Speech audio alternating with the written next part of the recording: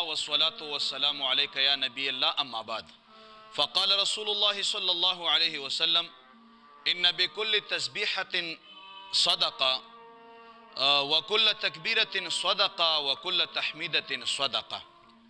ابو ذر رضی اللہ تعالی عنہ فرمائی چې جناب رسول الله صلی الله علیه و آله وسلم او فرمایل چې بشکا هر یو تسبیح سبحان الله ویل صدقه ده، بشکا هر یو تکبیر الله اکبر ویل صدقه ده، او بشکا هر یو الحمدلله ویل صدقه ده، او بشکا هر لا اله الا الله ویل صدقه ده.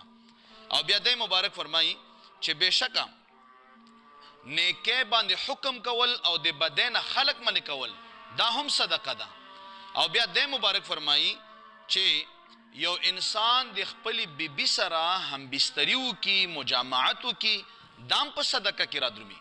نو صحابه کرامو فرمایل چې دی الله محبوبا آیا انسان بخپل خواهش پوره کی خپل شهوت په پوره کی او دته به په صدقه ملاويږي ثواب به ملاويږي؟ دا څنګه خبرو په دې باندې خو مونږ په نشو. جناب رسول الله صلی الله علیه وسلم ورته فرمایي چې کچرته صحابه تاسو نه تپوس کوم دغه کس دا شهوات او دا مطلب چې دا په حرامو کې استعمال کړ آیا په د باندې به ګناه او وبال او سزا وی او کنه؟ نو صحابه ورته فرمایي چې بالکل کله چې یو انسان خپل شهوات مطلب چې په حرامو کې استعمال کی نو هغه باندې خو ګناه شته دی. نو نبی پاک علیه السلام فرمایي لکه څنګه په هغه ګناه شته دارنګه په حلاله طریقه باندې استعمال دی هغه بیا ثواب دی.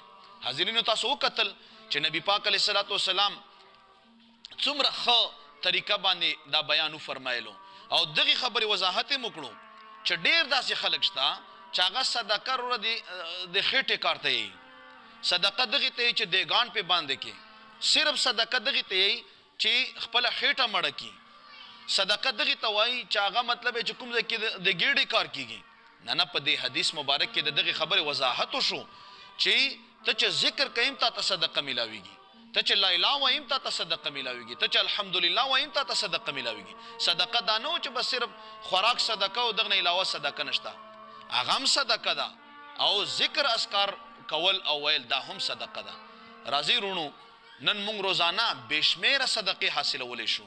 هغه چې کله موږ تاسو خپل ژبه په ذکر الله باندې لمدې کو خپل زړونه او خپل سترګې او خپل ژبه دا په ذکر الله باندې منورې کو. پروردگار د موږ تاسو لا پورا عمل پر نصیب کی. امین بجاه النبی الرؤوف الرحیم.